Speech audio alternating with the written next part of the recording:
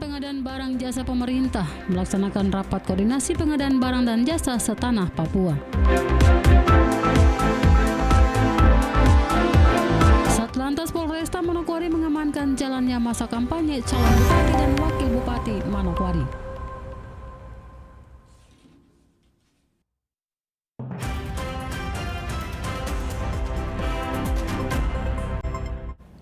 Selamat malam saudara, berita Papua Barat hari ini kembali hadir menjumpai Anda. Edisi Selasa 22 Oktober 2024. Sejumlah informasi dari daerah di Papua Barat dan Papua Barat Daya akan kami hadirkan untuk Anda. Bersama saya Mariani Iha, inilah Papua Barat hari ini selengkapnya.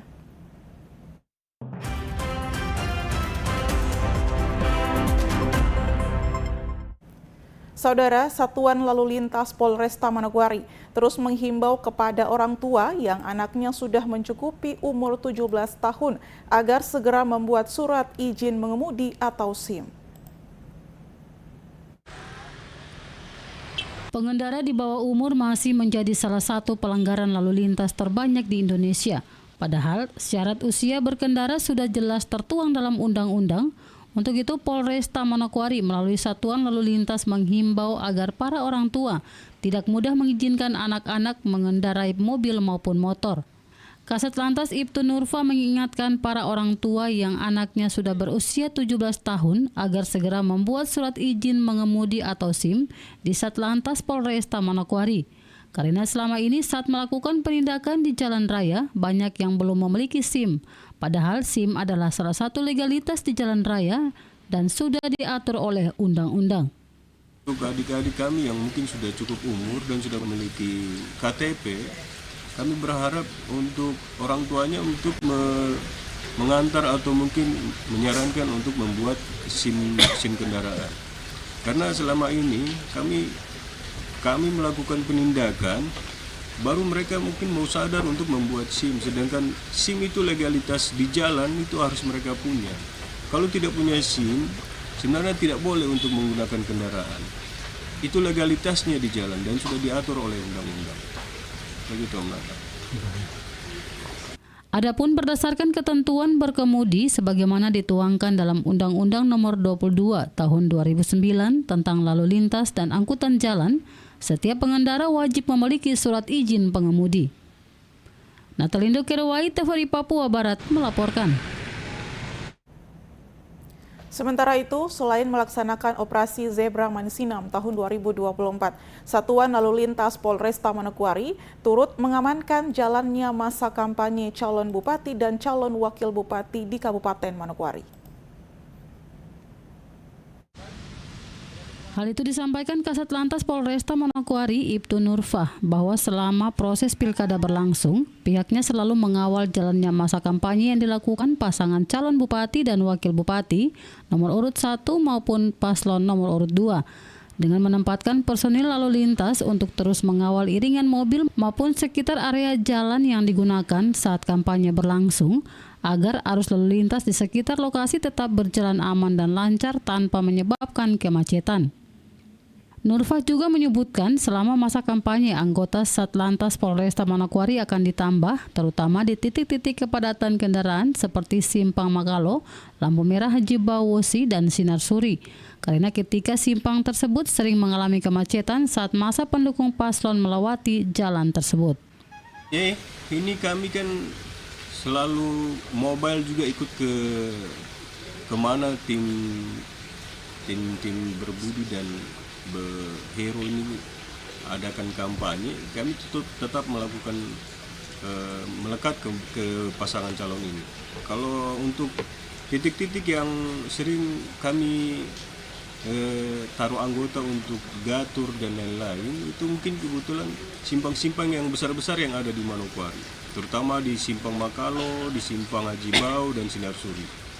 Itu daerah-daerah yang mungkin kepadatan kendaraannya di situ sangat tinggi. Kalau memang ada kampanye nanti melewati di situ menggunakan jalur yang di situ, pasti kami tempatkan anggota lebih banyak untuk mengamankan kampanye pasangan calon ini. Sementara itu, guna mengamankan seluruh tahapan Pilkada 2024, Polresta Manokwari menyiapkan sekitar 600 personil Polri dibantu BKO dari Polda Papua Barat. Natalindo Kerewai, TVRI Papua Barat, melaporkan. Saudara, sepekan operasi Zebra Mansinam tahun 2024 berlangsung. Satlantas Polresta Manokwari telah melakukan penindakan sebanyak 27 pengendara roda 2 maupun roda 4.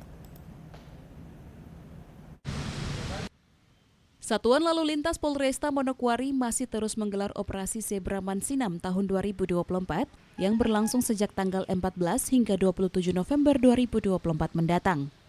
Kasat Lantas Polresta Manokwari, Ibtu Nurfa kepada TVRI Papua Barat pada Senin 21 Oktober 2024 mengatakan, setelah berjalan selama sepekan, sudah ada 27 kendaraan berhasil terkena tilang dan teguran sebanyak 233 kendaraan. Kasat Lantas menyebutkan rata-rata pelanggaran masih didominasi oleh pengendara yang tidak menggunakan helm. Natal, kami bisa laporkan sesuai dengan petunjuk dari Bapak Dirlantas dan juga Bapak Kapolresta. Untuk operasi Zebra ini kami melakukan penindakan, sudah ada yang terjaring sekitar 27 kendaraan dan peneguran itu ada sekitar 233 untuk minggu pertama operasi Zebra ini. Dan rata-rata yang didominasi pelanggaran itu pelanggaran tidak menggunakan helm. Sama seperti yang kemarin-kemarin kita jelaskan Om Data. Pada intinya Manokwari ini kebanyakan belum sadar dan belum tertib berhelm. Makanya rata-rata untuk operasi ini, rata-rata yang terjaring itu tidak menggunakan helm dan pelanggaran kasat mata yang kebanyakan yang terjaring. Kasat Lantas berharap kedepannya masyarakat Manokwari bisa lebih tertib menggunakan helm dan tertib berlalu lintas. Karena rata-rata yang tidak menggunakan helm didominasi oleh anak-anak muda. Ia berpesan kepada orang tua maupun guru-guru di sekolah untuk memberikan teguran bagi anak-anak mereka agar mau menggunakan helm saat berkendara. Natal kami berharap masyarakat Manokwari ini lebih tertib berhelm, lebih tertib berlalu lintas karena kebanyakan yang kami lihat kasat mata ini mereka dulu tidak menggunakan helm, goncengan lebih dari 2 penumpang, rata-rata anak-anak muda. Dan kami berharap untuk orang tua, untuk guru-guru yang punya putra dan putri yang masih sudah menggunakan kendaraan, kami himbau, kami minta tolong bantuannya untuk ditegur anak-anaknya. Kalau memang mereka tidak menggunakan helm, sampaikan untuk menggunakan helm. Dibelikan helm agar mereka punya keselamatan dalam berlalu lintas dari tempat dia keluar dari rumah sampai ke tujuan itu dengan selamat. Demikian Om Natal. Pihaknya berharap dengan adanya operasi Zebra Mansinam tahun 2024 ini bisa meningkatkan kedisiplinan masyarakat dalam berlalu lintas, sehingga angka kecelakaan lalu lintas dan tingkat fatalitas korban kecelakaan di Manokwari bisa berkurang. Natalindo Kerewai, TVRI Papua Barat, melaporkan. Hingga pertengahan bulan Oktober 2024, serapan anggaran di Provinsi Papua Barat mencapai 51%. Penjabat Sekda Papua Barat menghimbau agar pelaksanaan di lapangan dapat segera mempercepat realisasi pekerjaan dan juga laporan harus dibuat dengan harapan penyerapan anggaran dapat meningkat. Serapan anggaran di Provinsi Papua Barat hingga bulan Oktober 2024 berada pada posisi 51%. Agar terus ditingkatkan, penjabat Sekda Papua Barat terus menghimbau kepada semua pimpinan perangkat daerah agar proses pekerjaan dapat terus dilaksanakan. Penjabat Sekda Papua Barat, Jakob Fonataba mengatakan, saat ini serapan APBD Provinsi Papua Barat berada pada angka 51%. Agar serapan anggaran bisa meningkat kepada eselon 3 dan juga pelaksanaan di lapangan, agar dapat merealisasikan kegiatan, selain kegiatan, laporan juga diwajibkan untuk dibuat. Hal tersebut mendukung peningkatan serapan anggaran. Anggaran, Bapak Ibu, kita posisi dari nilai yang ada, kita sudah ada di 51% realisasi. Saya mohon Bapak Ibu, terutama yang pejabat eselon 3, PPTK, bendahara, pelaksana di lapangan untuk secepatnya merealisasikan kegiatan. Kemudian tidak hanya realisasi fisik, Bapak Ibu.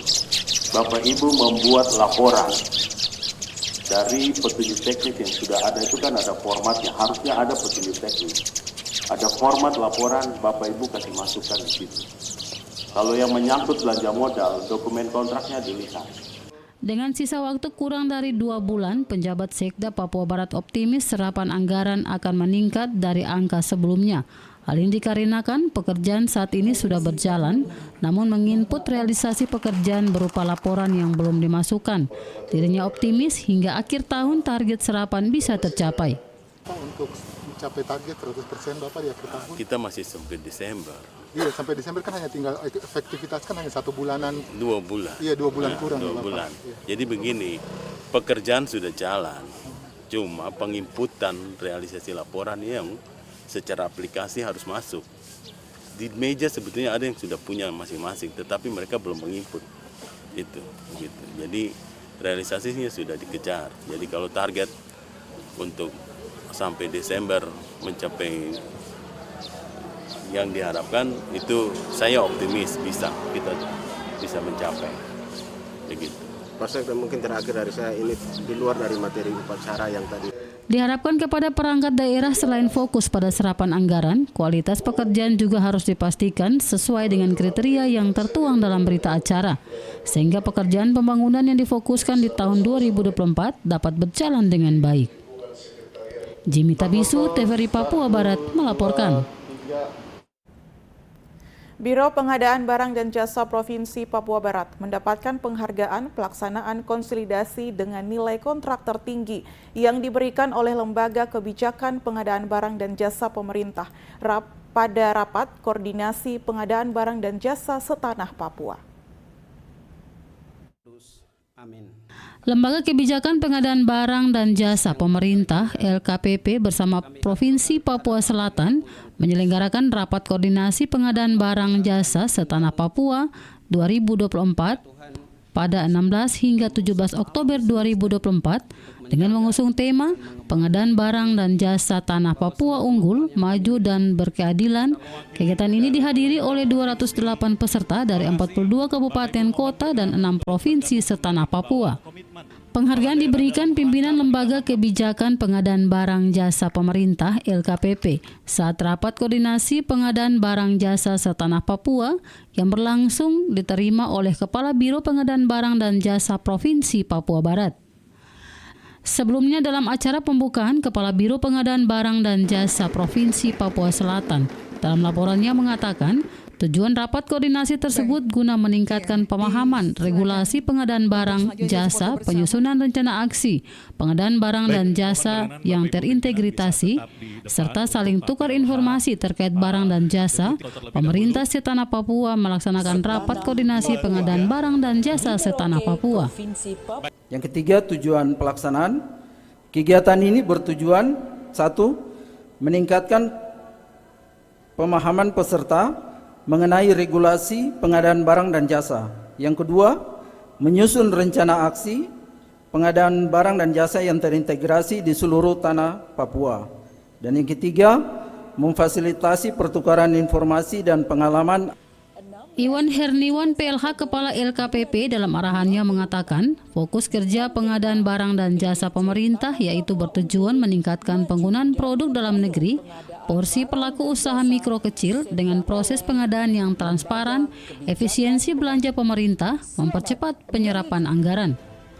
Melalui Biro Pengadaan Barang dan Jasa Setanah Papua dapat memberikan pemahaman dan juga berbagi informasi untuk kemajuan 6 provinsi yang ada di tanah Papua. Jimmy Tabisu, TVRI Papua Barat melaporkan. Orientasi anggota DPRD yang bertujuan untuk memberikan pemahaman kepada 25 anggota DPRD Kabupaten Teluk Wondama terkait tugas dan fungsi legislatif pada Senin pagi kemarin dibuka resmi oleh PJ Sekda Papua Barat mewakili PJ Gubernur Papua Barat. Sebanyak 25 anggota DPR Kabupaten Teluk Bintuni resmi mengikuti orientasi guna memahami tugas dan fungsi mereka sebagai unsur penyelenggaraan pemerintahan daerah. Orientasi digelar oleh BPSDM Papua Barat, resmi dibuka oleh PJ Sekda Papua Barat, Jacob Fonataba, pada Senin 21 Oktober 2024, ditandai dengan penabuhan tifa serta penyematan tanda peserta. Pada pembukaan orientasi dihadiri Kepala BPSDM Papua Barat, Sekretaris DPRK Teluk Bintuni, para narasumber serta tamu undangan lainnya. Kepala Subbidang Pengembangan Kompetisi Pimpinan Daerah dan Jabatan Pimpinan Tinggi BPSDM Papua Barat, Faisal Kelian dalam laporannya menyampaikan, orientasi yang bertujuan membekali anggota DPRD Kabupaten Kota agar mampu memahami ruang lingkup fungsi, tugas, dan wewenang sebagai anggota DPRK, juga menjadi sarana peningkatan wawasan kebangsaan, serta integritas, dan juga moralitas dalam mengimplementasikan kode etik dengan sasaran yang hendak dicapai. Tujuan penyelenggara orientasi untuk membekali anggota DPRD Kabupaten Kota agar mampu 1. Memahami ruang lingkup fungsi dan tugas dan wewenang DPRD Kabupaten Kota.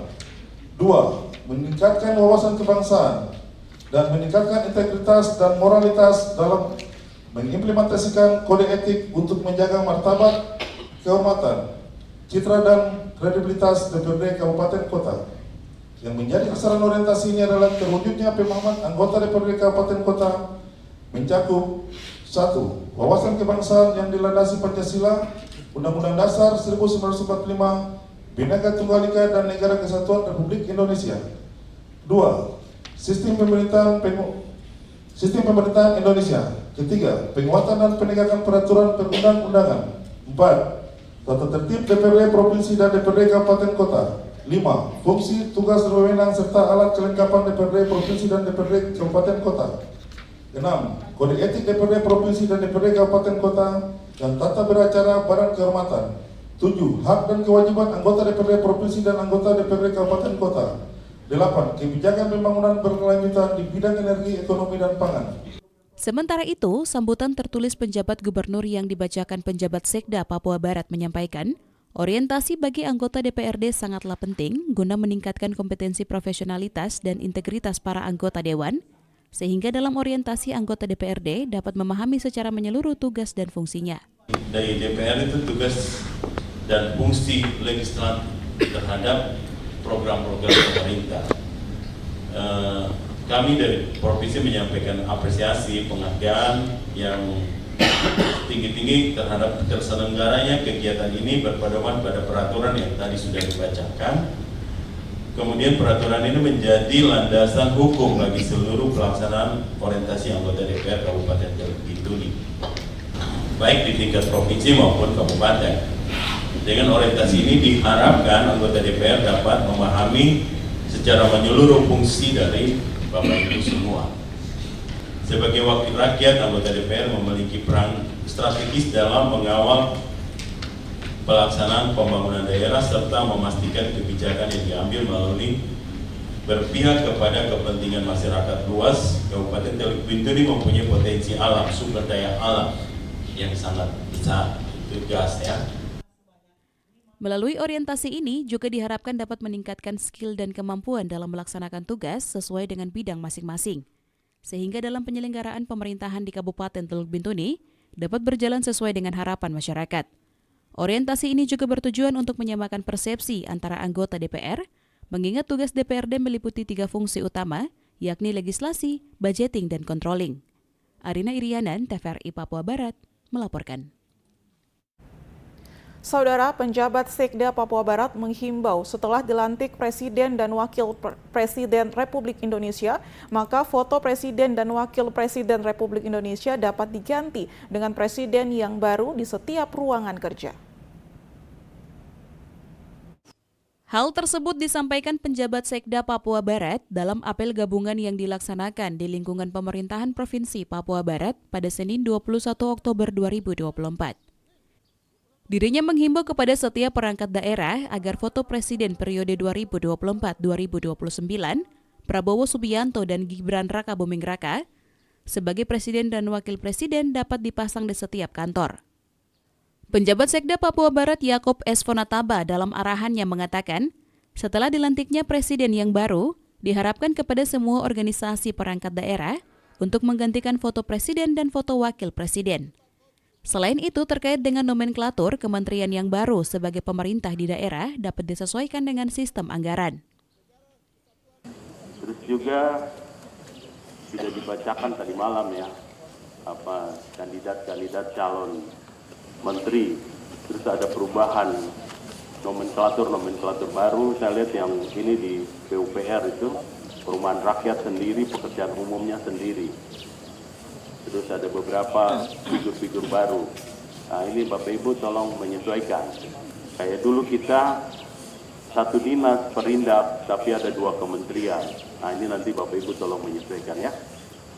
Sekda menambahkan untuk perubahan yang terjadi pasca dilantiknya Presiden dan Wakil Presiden, pemerintah daerah akan mengikuti nomenklatur yang baru diturunkan dari pemerintah pusat. Kalau menyangkut penyesuaian kita di daerah, itu penyesuaian ya dilihat dari situasi kemampuan anggaran daerah, kemudian ada peraturan tentang perangkat daerah. Ada peraturan pemerintah tentang jumlah perangkat daerah di satu daerah ya, wilayah pemerintahan. Itu disesuaikan. Jadi misalnya begini, kayak pernah terjadi kita di sini dulu, Perindak itu dia punya kementeriannya ada 2, satu dinas di sini, dinas perindustrian dan perdagangan, tetapi kementeriannya masing-masing. Dengan dilantiknya Presiden dan Wakil Presiden, diharapkan pembangunan di seluruh Indonesia dapat berjalan lebih baik lagi untuk kemajuan Indonesia ke arah yang lebih baik. Jimmy Tabisu, TVRI Papua Barat, melaporkan. Informasi selanjutnya akan hadir setelah jeda berikut ini, tetaplah bersama kami.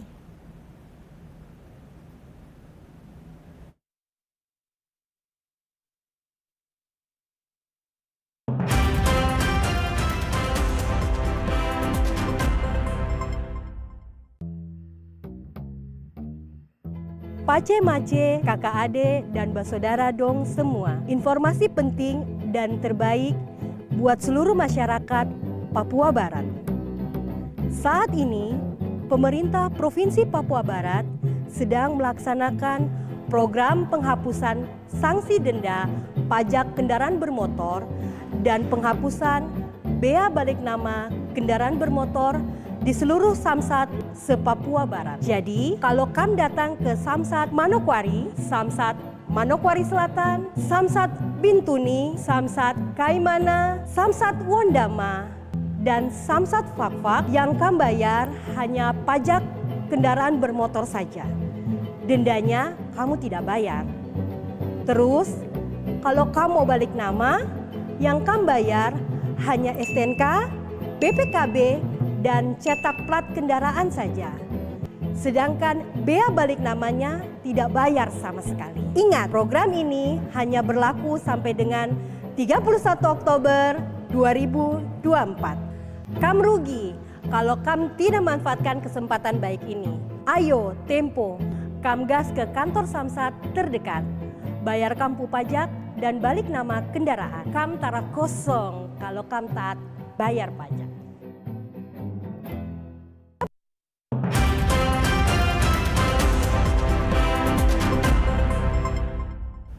Terima kasih Anda masih bersama kami.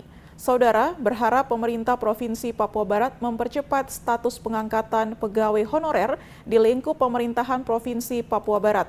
Sejumlah honorer melakukan demo damai. Dari pertemuan tersebut, Badan Kepegawaian Daerah Papua Barat memastikan status dari ribuan honorer Provinsi Papua Barat setelah Desember 2024.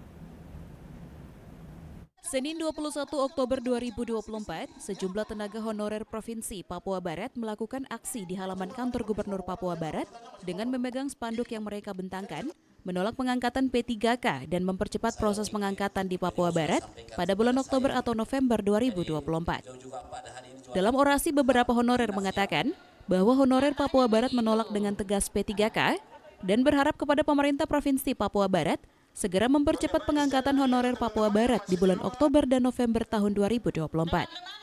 Menyelesaikan, kami tidak menunggu sampai 2025. Tahun ini juga ada pelaksanaan. Kami minta kepastian tahun ini ke pelaksanaan. Sesuai sudah tertera di dalam poin di atas. Kami honorer Papua Barat meminta kepada pemerintah Provinsi Papua Barat menolak dengan tegas dan mempercepat proses pengangkatan honorer Papua Barat di bulan Oktober dan November.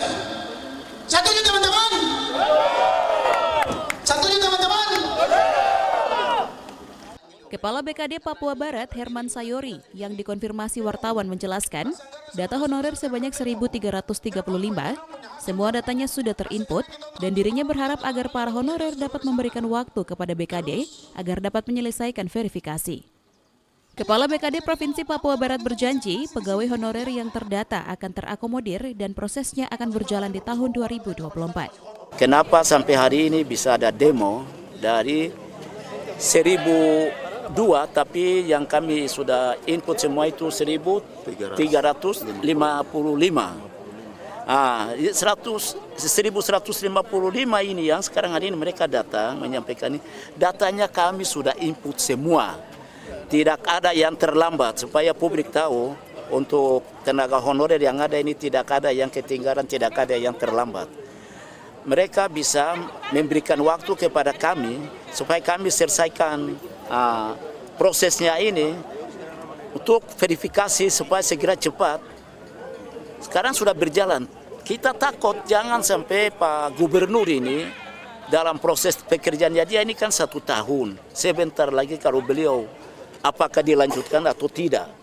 Itu yang bisa kesempatan kepada tenaga honorernya Provinsi Papua Barat ini. Tenang, nanti sebentar pun apa yang saya sampaikan bahwa barang ini sudah berjalan. Tinggal tunggu waktunya saja, kami naikkan ke Pasekda, langsung lanjutkan Pak Gubernur, selesai, barang sudah bisa aman. Tidak akan lewat sampai dengan tahun 2025. Pemerintah Provinsi Papua Barat berharap kepada tenaga honorer dapat mendukung proses verifikasi yang sedang dilaksanakan oleh BKD. Hal tersebut diharapkan agar proses menuju pengangkatan honorer dapat berjalan dengan lancar sesuai dengan tahapan. Jimmy Tabisu, TVRI Papua Barat, melaporkan. Dinas Prawisata dan Ekonomi Kreatif Provinsi Papua Barat Daya menggelar pelatihan pemandu wisata Training of Trainer berbasis kompetensi yang berlangsung di salah satu hotel di Kota Sorong. Dalam pelatihan pemandu wisata TOT Training of Trainer berbasis kompetensi ini dibuka dengan resmi oleh staf ahli ekonomi dan pembangunan Syur Syarangga yang ditandai dengan menabuh tifa secara bersama Sekretaris Pemuda dan Olahraga Ekonomi Kreatif Papua Barat Daya. Kegiatan tersebut berlangsung selama 3 hari dari tanggal 21 sampai dengan 24 Oktober 2024. Dalam sambutan Gubernur Provinsi Papua Barat Daya Muhammad Musaat yang dibacakan oleh staf ahli ekonomi dan pembangunan Provinsi Papua Barat Daya, Syur Syarangga menjelaskan pariwisata ini adalah ikon di Provinsi Papua Barat Daya. Indikatornya ialah jumlah penerbangan menjadi bertambah karena banyak turis mancanegara yang datang untuk berkunjung ke Raja Ampat sehingga mendorong peningkatan PAD. Lebih lanjut, kata Yarangga, melalui pelatihan pemandu wisata Training of Trainer berbasis kompetensi, para peserta mampu mengangkat potensi wisata di 6 kabupaten dan 1 kota di wilayah Provinsi Papua Barat Daya. Pariwisata ini adalah ikon di Papua Barat Daya karena indikator kita mengukurnya dari kehadiran. Kenapa jumlah penerbangannya jadi bertambah? Karena banyak turis yang datang ke Raja Ampat. Mereka lewat Sorong terus ke sana. Jadi ini juga yang terus memacu dan mendorong kita punya PAD kita, pertumbuhan ekonomi kita jadi bagus karena banyak orang datang ke sini. Jadi ini yang harus diingat oleh teman-teman. Sementara itu, Sekretaris Dinas Pemuda dan Olahraga Ekonomi Kreatif Provinsi Papua Barat Daya Irman Murafer saat ditemui menjelaskan, tahun ini diberikan kuota sebanyak 20 peserta yang mengikuti pelatihan pemandu wisata TOT Training of Trainer. Hal ini adalah tugas dari kementerian yang ditugaskan kepada OPD teknis dari 20 peserta yang telah memiliki sertifikat panduan yang dikeluarkan oleh Badan Sertifikasi Nasional. Tugas bantuan dari Kementerian Pariwisata dan Ekonomi Kreatif yang dilaksanakan oleh Dinas Pemuda Olahraga Pariwisata dan Ekonomi Kreatif. Tahun ini kami diberikan kuota 20. Jadi inilah tugas perbantuan, ini tugas kementerian yang ditugaskan kepada kami Dinas untuk melaksanakan kegiatan ini. Dan memang di dalam dipanya cuma 20 orang untuk peserta yang kami ambil sebagai peserta, tapi syaratnya mereka sudah memiliki sertifikat kemanduan. Baik pembangunan ekowisata maupun pembangunan geowisata, mereka harus mempunyai sertifikat yang dikeluarkan oleh Badan Sertifikasi Nasional (BNSP). Itu syarat pertama yang mereka harus punya sebelum mengikuti POT. Jadi tidak bisa mengikuti ini kalau belum punya sertifikat dari sertifikat kepemanduan wisata. Dari Sorong, Papua Barat Daya, Michael Jasman, TVRI Papua Barat melaporkan. SMK Negeri 2 Manokwari di tahun 2024 ini menurunkan sebanyak 438 siswa-siswi praktek kerja lapangan yang tersebar di wilayah Manokwari, Kota Sorong, Jayapura, dan Kalimantan, di mana pada akhir November seluruh siswa PKL akan ditarik kembali ke sekolah.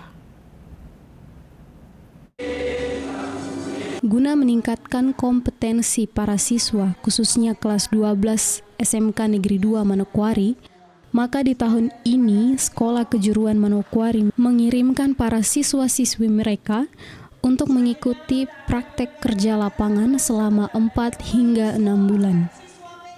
Wakil Kepala Sekolah Bidang Humas SMK Negeri 2 Manokwari, Made, kepada TVRI Papua Barat mengatakan, ada sebanyak 438 siswa PKL yang diturunkan ke dunia industri.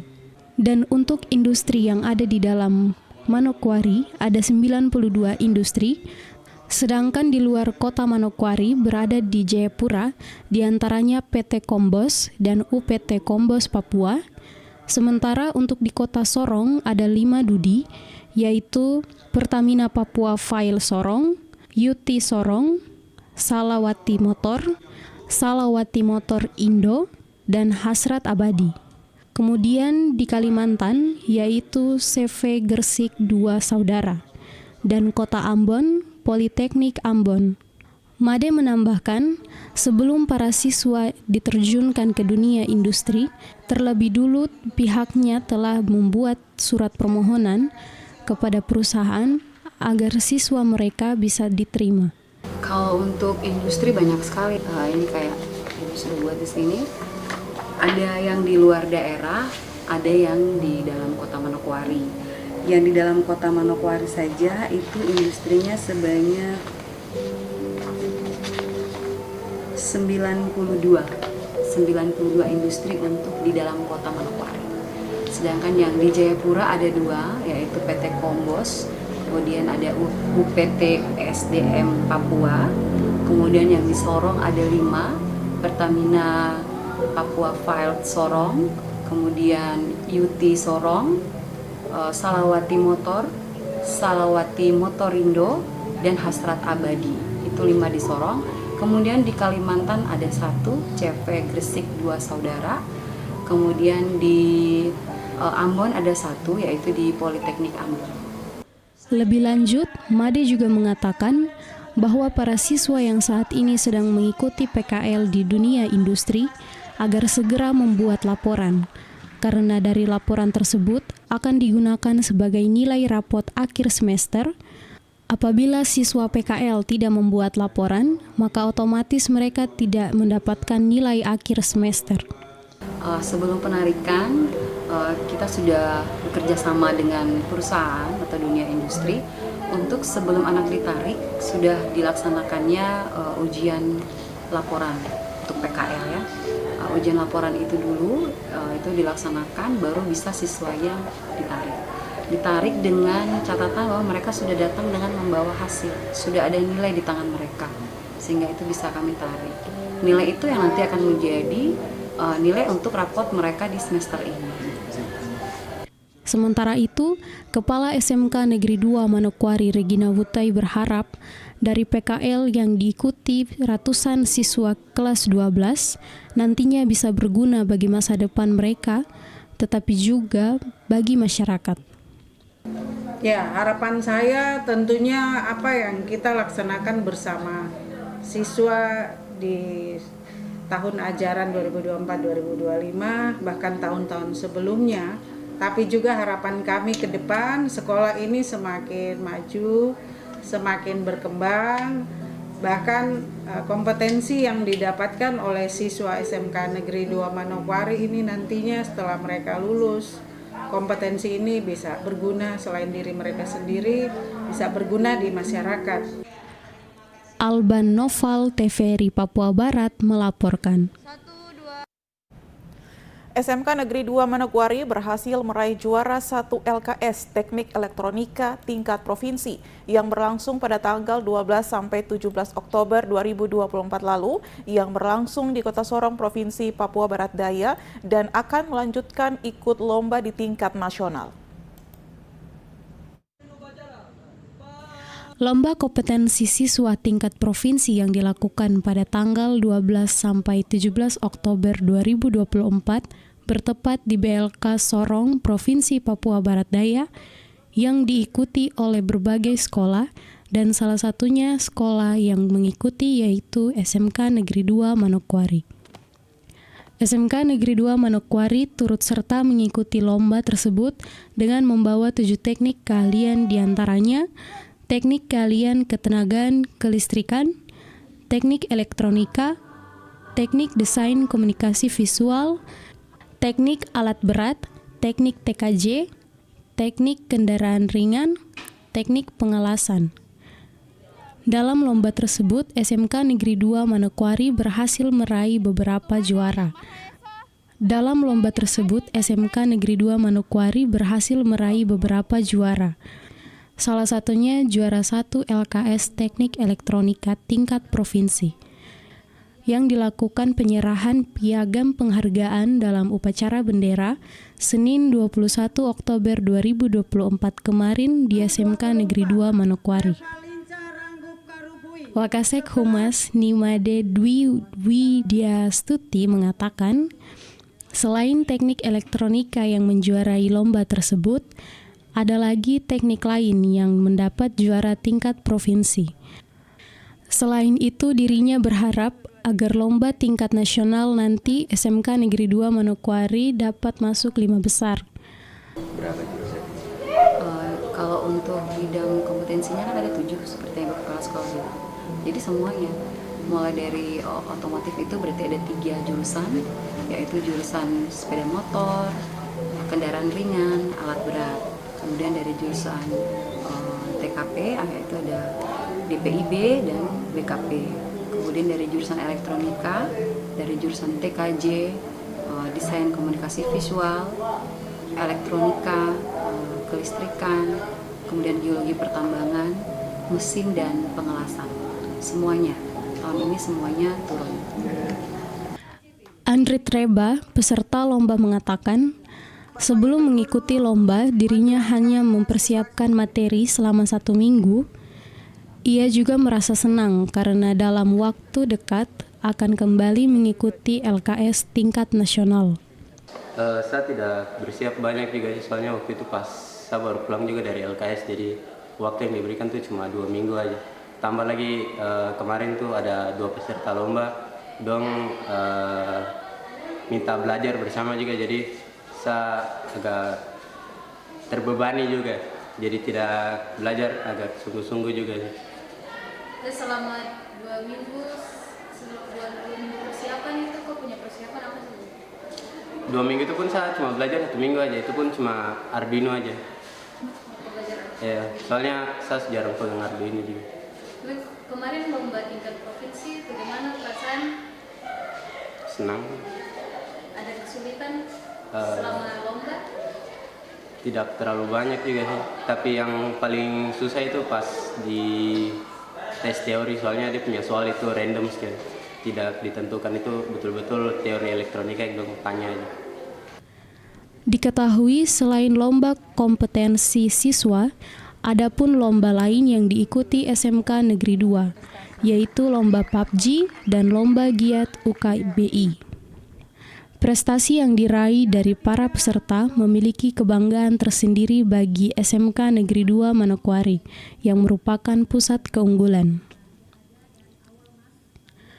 Yosia Alwisiska, TVRI Papua Barat melaporkan. SMK Negeri 2 Manokwari pada tahun 2022 dipercayakan menjadi pusat keunggulan.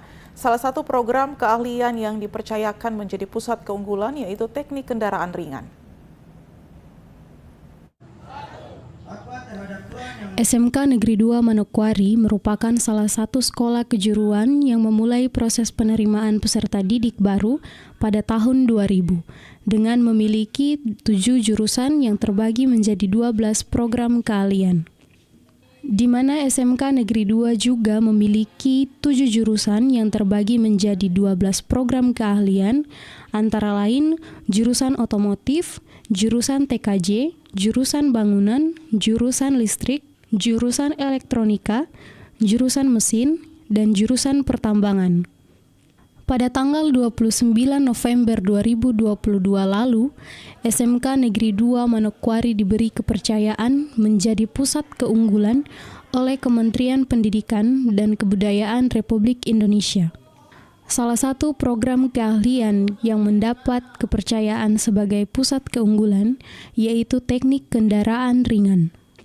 Kepala Sekolah SMK Negeri 2 Manokwari, Regina Wutoy mengatakan bahwa program yang diturunkan untuk peningkatan kompetensi baik dari guru maupun siswa wajib berkolaborasi dengan dunia industri.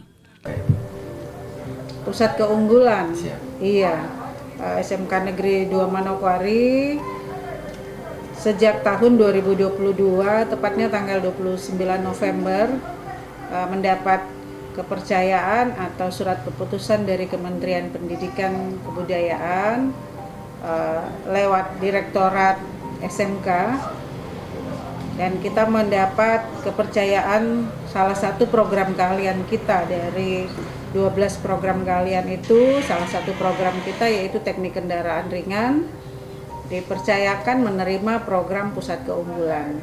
Nah, pusat keunggulan ini adalah program yang diturunkan untuk peningkatan kompetensi baik dari sisi tenaga pengajar maupun siswa secara umum, dan program yang wajib kolaborasi dengan industri. Selain itu, Regina Wutoy mengatakan bahwa ada 3 poin penting dalam tahapan pendaftaran sebagai pusat keunggulan dengan berbagai tahapan, yaitu wawancara dan mengupload profil serta prestasi. Itu bisa jadi pusat keunggulan ya? Iya, ada persyaratan tentunya. Kenapa dari 12 program keahlian hanya satu yang menjadi pusat keunggulan? Persyaratan yang kita lihat di sini dari sisi prestasi yang pertama. Teknik kendaraan ringan otomotif ini tidak kalah bersaing dari tahun ke tahun, selalu menjuarai lomba kompetensi siswa baik tingkat kabupaten, provinsi maupun ke ajang tingkat nasional. Pastilah ada di atas 20 besar, bahkan masuk 10 besar. Dengan terlaksananya pusat keunggulan SMK Negeri 2 Manokwari dapat menciptakan siswa-siswi yang berprestasi dan berkompetensi yang siap bersaing di dunia industri. Ignacia J, TVRI Papua Barat melaporkan. Informasi selanjutnya akan hadir setelah jeda berikut ini, tetaplah bersama kami.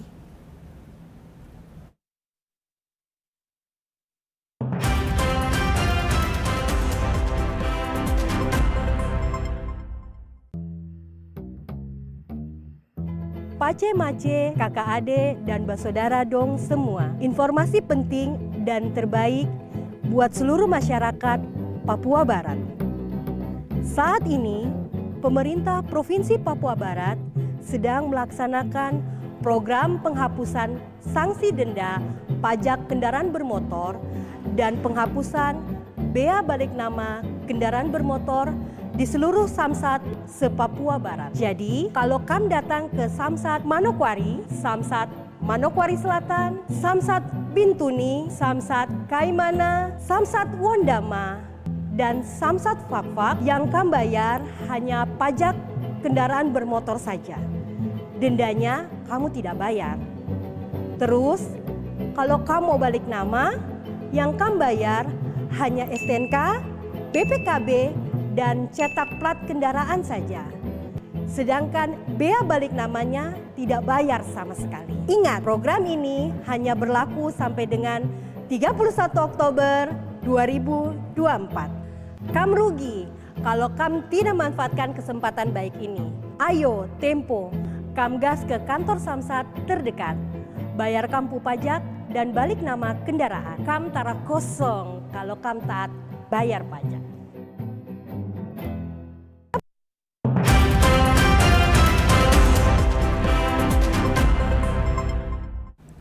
Terima kasih Anda masih bersama kami.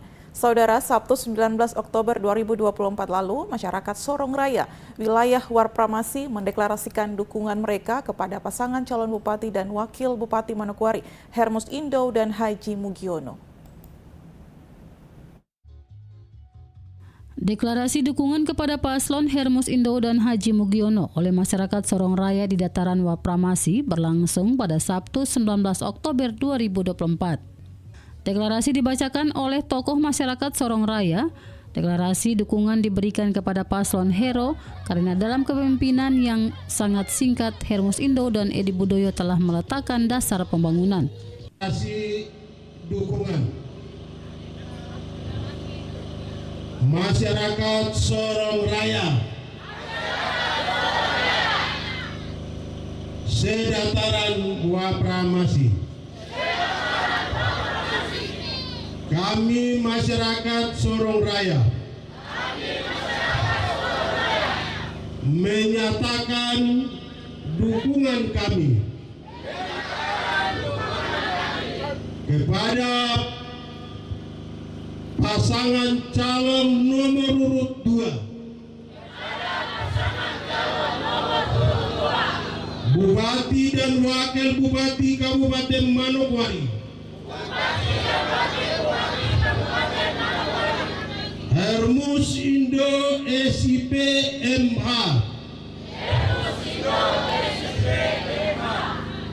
dan Haji Mugiono SHUT M Ling periode tahun 2025-2030 dalam pemilu kada tanggal 27 November tahun 2024.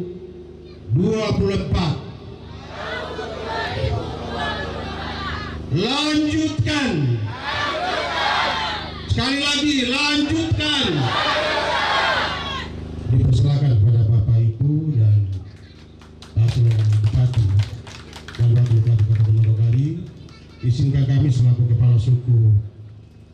Di kesempatan tersebut dalam orasi politiknya, Hermus Indo juga menyampaikan terima kasih karena mendapat dukungan yang baik dari masyarakat Sorong Raya di dataran Warpramasi. Selain itu, ia juga berharap dukungan yang dideklarasikan dapat dibuktikan pada tanggal 27 November mendatang. Mugiono hendak memohon dukungan doa dan restu dari seluruh keluarga besar Maibrat Kabupaten Manokwari, termasuk dataran Warpramasi. Sekiranya Bapak Ibu tidak keberatan dan konsisten dengan deklarasi yang hari ini sudah dilakukan, pastikan jumlah atau kuantitas dari masyarakat Maibrat dan Sorong Raya berapa jumlah yang hendak diberikan kepada pasangan Hero. Kenapa? Karena jumlah itu menjadi alat bergaining di dalam proses pelayanan pemerintahan di Kabupaten Manokwari tercinta. Mewakili koalisi partai pendukung paslon Hero, Trisep Kambuaya mengajak keluarga besarnya untuk memberikan hak suara kepada paslon Hero yang telah memiliki bukti kerja dan siap memperjuangkan aspirasi masyarakat karena paslon Hero didukung oleh 37 anggota DPRD Kabupaten Manokwari. Jangan dengar. Saya hari ini anggota DPRD Kabupaten Manokwari. Kami akan bertanggung jawab untuk aspirasi yang sudah disampaikan tadi oleh Bapak Kepala Suku. Kami dari 38 anggota DPRD Kabupaten Manokwari, hanya 1 orang anggota DPR saja yang keluar dari Partai Hanura. Kami 37 penuh berikan dukungan kepada Pak Hermus.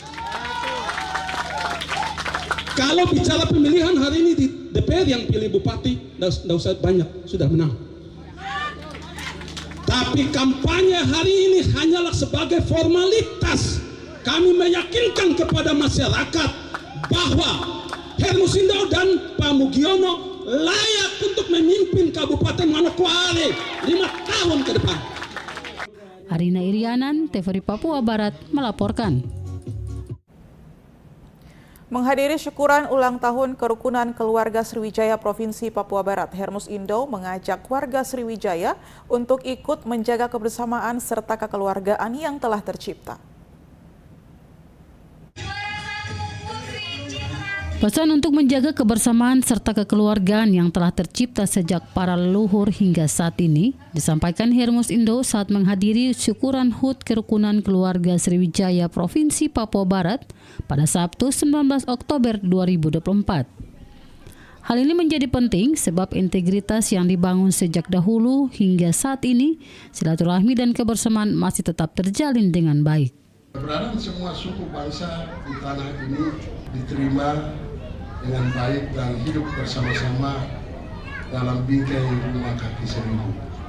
Tentu apa yang sudah dirintis dengan baik oleh para leluhur kita dan kebersamaan, kekeluargaan, persaudaraan yang sudah dirintis dengan baik oleh para leluhur kita, mari kita generasi hari ini berkomitmen untuk melanjutkan, menjaga, memelihara dan melestarikannya demi lestari bangsa dan negara kita, yaitu negara kesatuan Republik Indonesia. Lebih lanjut disampaikan bahwa keberadaan berbagai suku di tanah Papua sebagai bagian dari pemenuhan panggilan untuk mengabdi bagi tanah Papua. Oleh karena itu, hal baik yang telah dilakukan untuk Manokwari dapat terus dilakukan. Khusus untuk Kerukunan Keluarga Besar Sriwijaya, kami berharap bahwa apapun yang Bapak Ibu lakukan di sini, lanjutkan terus dan jangan pernah berhenti. Dan kami berterima kasih untuk kontribusi Bapak Toto, Bapak Rosid Manan dan semua anak-anak Sriwijaya yang sudah memilih menjadikan Manokwari sebagai rumah untuk bertempat tinggal dan berdiam. Tetapi juga mengabdikan diri untuk membangun transformasi peradaban di tanah Papua dan terlebih khusus di Kabupaten Manokwari. Hermus Indo juga mengapresiasi suku-suku Nusantara dan juga suku Papua di Manokwari yang telah membentuk organisasi kultur masing-masing dan membina seluruh masyarakatnya dengan baik, memberikan pemahaman yang benar serta hidup dalam perbedaan moderasi. Keberadaan organisasi kultur masyarakat menjadi pilar yang mendukung pembangunan bagi Kabupaten Manokwari dan juga Provinsi Papua Barat. Arina Irianan, TVRI Papua Barat melaporkan. Saudara, logistik surat suara pemilihan Kepala Daerah Kota Sorong tiba di Bandara Deo sekitar pukul 7:15 waktu Indonesia Timur dengan menggunakan pesawat Batik Air dan dikawal ketat oleh keamanan Polres Sorong Kota pada Senin 21 Oktober 2024. Sebanyak 213 koli logistik surat suara pemilihan Kepala Daerah Kota Sorong, Papua Barat Daya tiba di Bandara Domine Edward Osok, Kota Sorong, dan dikawal ketat oleh keamanan Polresta Sorong Kota, serta diserahkan langsung kepada Komisi Pemilihan Umum Kota Sorong pada Senin 21 Oktober 2024. Setelah logistik surat suara tiba di gudang logistik Bandara Domine Edward Osok, petugas KPU terlebih dahulu melakukan perhitungan logistik surat suara sebelum dibawa ke gudang KPU. Pelaksana tugas harian Ketua Komisi Pemilihan Umum Kota Sorong, Papua Barat Daya, Indra Hafiz Saragi, saat ditemui mengatakan, logistik tiba di Bandara Domine Edward Osok sekitar pukul 7.15 waktu Indonesia Timur, dan surat suara yang tiba sebanyak 213 koli. 1 koli untuk pemungutan suara ulang atau PSU, dari 213 koli surat suara terbagi menjadi 106 koli untuk pemilihan gubernur dan wakil gubernur Provinsi Papua Barat Daya, dan sisanya 107 koli untuk pemilihan wali kota dan wakil wali kota Kota Sorong, Papua Barat Daya. Tadi masuk itu jumlah keseluruhan itu yang kami terima di gudang logistik Kota Sorong itu 217 koli plus dengan 1 koli PSU. Jadi surat suara untuk jenis pemilihan gubernur itu 100 lebih, dan untuk jenis persuara wali kota itu 170. Sementara itu, Kepala Bagian Operasional Polresta Sorong Kota, Kompol Indra Gunawan, saat ditemui menjelaskan, kedatangan logistik surat suara pemilihan gubernur dan wali kota Polresta Sorong Kota bersama Satgas Preventif mengawal dan pengamanan ketat dari Bandara Domine Edward Osok sampai di gudang logistik KPU Kota Sorong, dan untuk personil yang dikerahkan sebanyak 37 personil Polresta Sorong Kota. Dan mulai hari ini, pihaknya akan melakukan pengamanan di gudang logistik KPU Kota Sorong, Papua Barat Daya. Ini hari ini memang jadwalnya untuk kedatangan surat suara dari gubernur dengan wali kota. Memang pagi ini sudah sampai di gudang logistiknya bandara dan kami melaksanakan pengawalan dan pengamanan itu dari Bandara Deo menuju ke gudang KPU Kota Sorong. Jadi kita laksanakan pengawalan dari rekan-rekan lalu lintas dengan Satgas Preventif dari rekan-rekan Sabara. Personel 37 personel, dan kita juga akan melaksanakan pam statis yang setiap hari kita 24 jam kita akan jaga di gudang KPU Kota. Dari Sorong, Tim Liputan TVRI Papua Barat melaporkan.